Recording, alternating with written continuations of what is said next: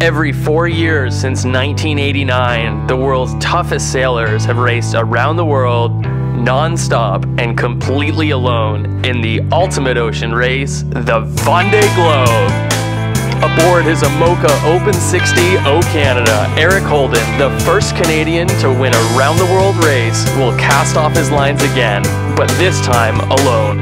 History will be made. Hello and welcome to beautiful British Columbia.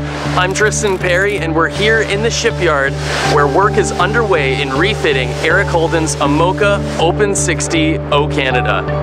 Let's check in with aspiring offshore athlete Sandy McPherson and see how the work's coming along. We're here on O Canada washing the bottom. I think the idea is that we're going to start painting early next week, so the bottom's got to be nice and smooth, get all the old paint off, get ready for some new ones. We're going to sand the rudders and the keel, because the rules, they require you to have fluorescent paint on both those, so we're going to sand those and give those a nice paint job. So today is more of a cleaning day, which isn't very much fun, but it's got to be done. The Annie Fowl on the boat's probably 2.5 years old, so it comes off pretty easy, but yeah, we can't wait to put some new stuff on so it looks a little better. The more man hours we put into it, the more rewarding it's going to be at the end when we finally get the thing in the water, so yeah, it'll look good when it's in the water. So it sounds like Sandy's getting on pretty well. Let's go have a look up on deck and see what Morgan's getting into. So what we're trying to do here is, this is the lift that lifts the dagger boards up and down.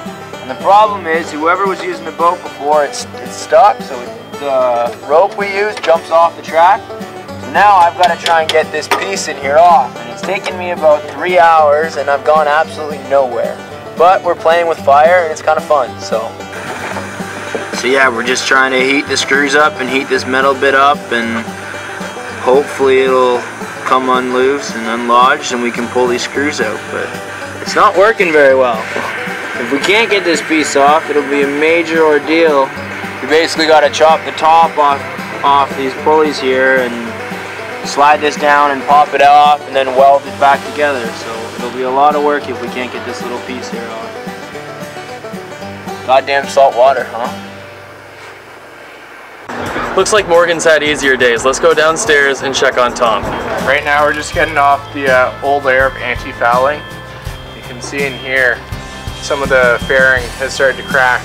So we're going to do away with all that, dig it out, and apply some more epoxy fairing. Smooth it all in and put the bottom paint back on. We're using about 120 just to start. And we'll finish off the 220 for the delivery, and then I'm sure for racing there'll be some wet sanding involved. So it looks like Tom's been working hard as usual, so let's get down to the nav station and check in with our elusive skipper. Well, we've got a lot of guys right now working on prepping the hull, so we're polishing and buffing, getting the anti-foul ready for the bottom, so they're hard at work, and I'm just here trying to look through all the boat systems, making sure the electronics and communications are up and ready to go. There's a lot of wires to go through, there's a lot of systems to work our way through, but everything's really well labeled.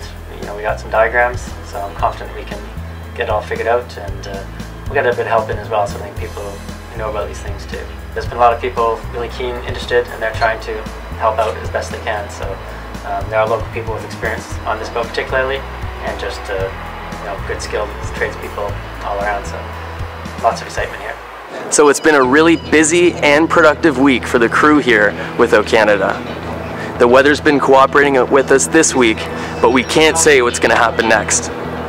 So check in with us then, and until next time, I'm Tristan Perry, and thank you so much for watching.